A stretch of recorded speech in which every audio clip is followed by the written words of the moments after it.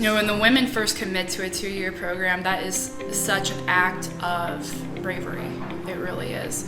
It is showing a true dedication to wanting to change their life. I mean, knowing that they have went through however many years, whatever their story may be, the wreckage that they may have caused, and then to look at a program, to live there for 2 years and make that dedication, for them to even fill out the application and go through the interview process and say, yes, that I want this, it really is, they're being brave, and it's an act of desperation. And for them to be able to put their trust in us and to follow, the rules of the program and follow our programming and just 100% turn their will over, that is a true sign of surrender. And really from there, God does the rest. The transformation that happens is absolutely beautiful. So now, as part of one of the miracles that I have been able to talk about, I'm now going to introduce Danielle, which she is getting close to graduation. So my name is Danielle, and I'm a current resident at Gateway to Discovery. I am originally from Des Moines, and I am recovering from drug addiction. I spent 16 years out using and drinking, and it got to the point where I'd finally hit my bottom. And I went into residential treatment at Clearview Recovery in Prairie City. I was completely broken, and there was nothing left in me. And I knew that after leaving there, I would need a longer-term program, and so Gateway to Discovery was brought to my attention. After I left Clearview, I left home and everything that I knew to come here. And it's been a life changer. So when I arrived at Gateway, I was completely broken. I was full of shame, full of guilt. I had so much fear of God, fear of everything, fear of people. I was afraid of everything. And it took a long time for me, even at Gateway, to come out of, my shell. It took me at least 6 months. Before I started talking. While living at the house, I was provided routine. They made sure that I took my mental health medication, and then I was going to the meetings that I needed to go to. I was eating meals, and I was taking care of myself. And the number one thing is I started going to church, and I started slowly gaining more trust in God.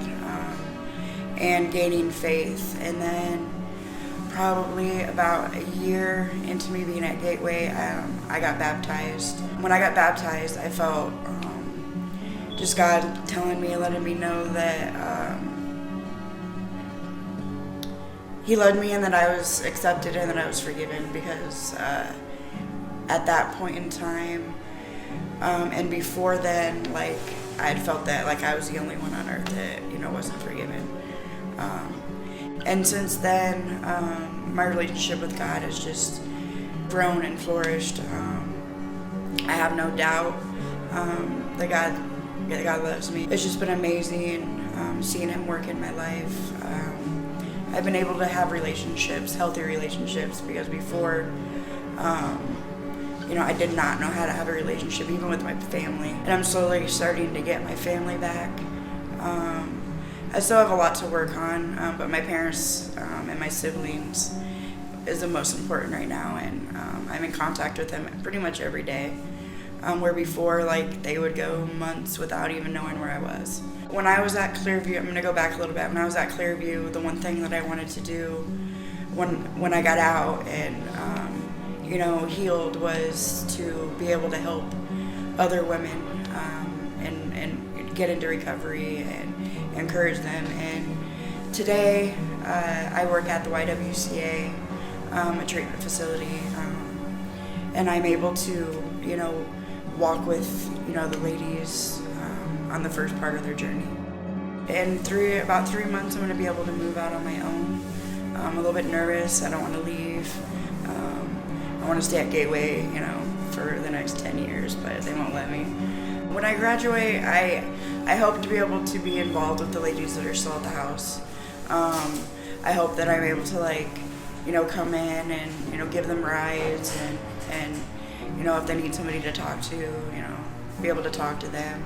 I plan on staying in Fort Dodge because before, like, I didn't think I could help anyone. You know, I couldn't even help myself, and I mean, even the ladies at the treatment center and the staff, they say, like, I am making a difference, and I want to do that. I want to be able to make a difference because I know what it was like out there, and it's hard to go from that and be on the other side. Like, the in-between is really hard. Like, that first initial getting clean is really hard, and you need the support. So being at all different levels of Gateway, from coming in as a resident, from serving on the board, and being an employee, and being able to watch this program change the lives of the women that have come through here, either have come and gone or have come and graduated. It's truly a blessing. I literally witness miracles on a daily basis. There's nothing more fulfilling being able to watch a woman come in and see that they're broken. They don't know what to do with their life, but they just know that they need to change. And they just take a few simple suggestions and they work on themselves, and then you see the transformation happen through just the unconditional love that Gateway shows them, the support that Gateway gives them, but also them opening up their heart to God and accepting Him into their life.